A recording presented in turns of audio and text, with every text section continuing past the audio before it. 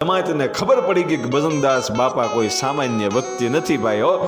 અને એ વખતે સીતારામ સીતારામ કરતા કરતા નાસિકના મેળામાં ગયા અને ત્યાં જઈ સ્નાન કરી અને જ્યારે પાછા ફર્યા ત્યારે મુંબઈના દરિયા કાંઠે રોકાણા અને ધોમ ધખેલો એ વખતે તડકો અને ક્યાંય પાણી મળે નહીં.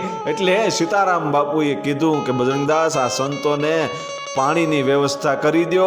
આ દરિયાના કાંઠે ખારો પાટ ભર્યો છે, મીઠા પાણીની વ્યવસ્થા કરો. અહીંયા કોઈને પાણી મળે એમ નથી, બધાને તરસ લાગી છે. અને સાધુની સમાતું જ્યાં જમાત રોકાણી હતી એ જગ્યાએ બજરંગદાસ બાપાએ દરિયાના કાંઠે વીરડો ગાળ્યો ભાઈ.